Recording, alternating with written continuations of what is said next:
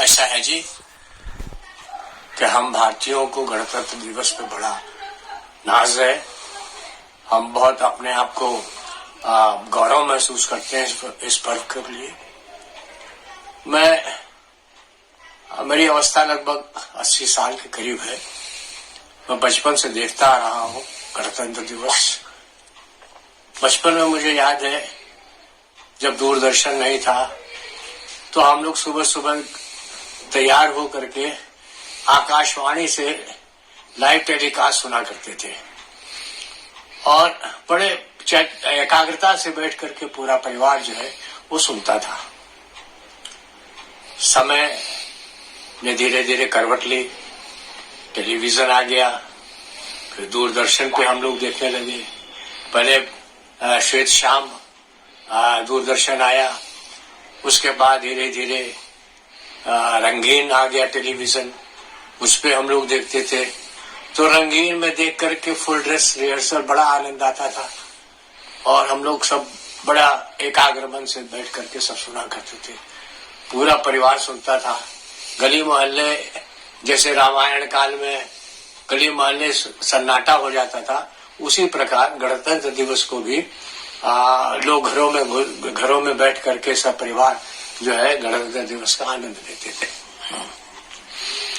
फिर धीरे धीरे समय ने करवट ली और बहुत से इलेक्ट्रॉनिक चेंजेस हुए, बहुत से मोबाइल आ गए।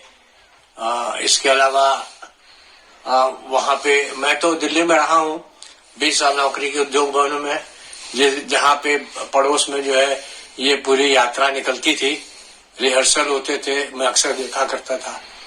और बड़े चाव से मैं जब रिहर्सल होता था तो ऑफिस से निकल के देखा करता था जाकर के। तो अब वो स्वतंत्रता तो अब नहीं है, इसमें कोई दो राय नहीं है। फर्क पड़ा है थोड़ा, क्योंकि समय जो है वो बहुत बदलाव हुआ है, समय में भी, परिस्थितियों में भी। तो अब लोग जो है अब सिनेमा हॉल लोग जाना पसंद नहीं करते, घर में बैठ के टीवी में ही पिक्चरें देखने का उनको ज्यादा चाव रहता है। इसी प्रकार गणतंत्र दिवस पर भी वो टेलीविजन पे ही लोग ज्यादातर देखने को कोशिश करते हैं, क्योंकि इतनी दूर जाना, फिर वहां जाकर के देखना, स्थाना काफी दूर होता है और चलना पड़ता है काफी, क्योंकि गाड़ियां वगैरह जो है वो बहुत दूर रोक दी जाती हैं। तो ये थोड़ा फर्क पड़ा तो है, लेकिन चलिए फिर भी आज गणतंत्र दिवस की आज सबको बहुत बहुत बधाई। और पूछिए।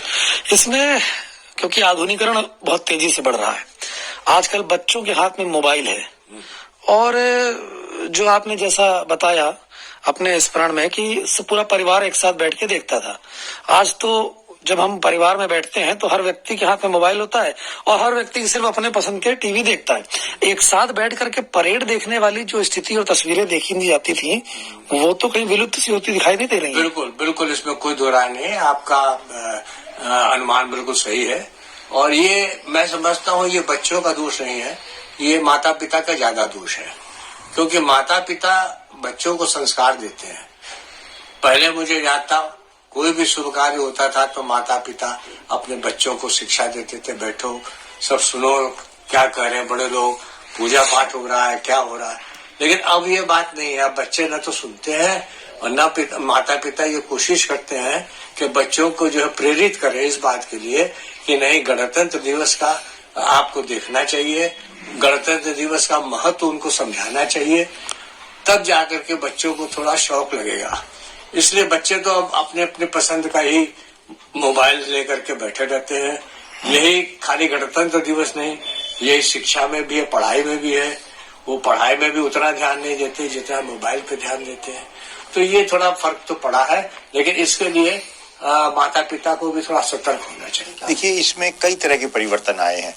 हमने पहले जो परेड निकलती थी वो इंडिया गेट से दिल्ली गेट होते हुए, आसाफ अली रोड होते हुए और ये चांदनी चौक के अंदर से, खारी बावड़ी के अंदर से होते हुए और फिर वापस चांदनी चौक में लाल किले में जाके बंद होती थी। चांदनी चौक पे हमारा मकान है, हम वहां पर अपने मकान से इस परेड को देखा करते थे और उसके बाद फिर की और छोटी किया गया, फिर और छोटा किया गया और इस बार तो और बहुत छोटा किया गया है।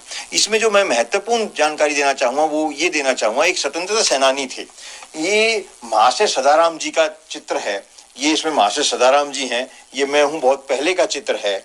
इस चित्र में महाशय सदाराम जी ने जब आजादी की लड़ाई भी लड़ी थी और आजादी के वक्त जब पहली बार दूसरी बार इस पे टिकट लगाया गया, ये हमेशा वो परेड देख के आते थे आजादी के बाद, लेकिन इन्होंने बताया, ये हमारे यहाँ पे रहते थे, इन्होंने बताया कि पहली बार हम जब लगातार देखते आ रहे थे तो एक बार जब हम गए तो वहां पर हमें जाने से मना कर दिया।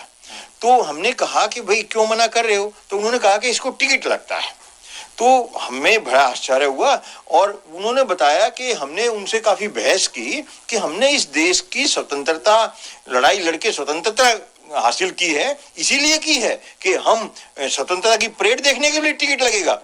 और इन्होंने बहुत आपत्ति की उस बात पर और इन्होंने ये बताया कि मैंने उस वक्त बिगर टिकट, हम कई साथी थे, ऐसे बुजुर्ग कई थे उस वक्त, और बोला हमें बिगर टिकट के हमने उस वक्त की जो परेड देखी, लेकिन उसके बाद फिर ये टिकट लगता गया और इसकी कीमत भी बढ़ती गई।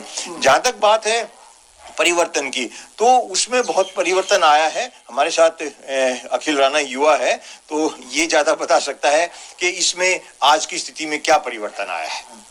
देखिए एक चीज और होगी कि आप लोग पूरा परिवार उस समय तो अगर टीवी, जब चांदनी चौक रहते थे आप, चांदनी चौक से जब आप यहाँ आए दूरी बढ़ गई तो पूरा परिवार टीवी में भी देखता होगा। आधुनिक हो चुका है, लोगों के हाथ में मोबाइल। हाँ, चांदनी चौक में हमारा मकान था, हम कभी कभी जाके वहाँ परेड देखनी हो, कोई और कार्यक्रम हो, लेकिन रहते यहीं से थे। मूल हमारा निवास गांव कादीपुर में है, लेकिन जब उस वक्त भी पूरे बच्चे जाके देख के आया करते थे, बैठ के देखा करते थे घर पे, और बच्चों को दिखाया जाता था, बच्चों को बताया जाता था कि क्या परेड होती है, कैसे होती है। और हमारे साथ बच्चे भी जाके देख के आए हैं, हम इन बच्चों को भी वहां पे जाके परेड दिखा के लेके आए हैं। वहां पे जाके इन्होंने मौके पर परेड देखी है। उस वक्त भी ये बहुत छोटे छोटे थे, तो कुछ वर्ष पहले।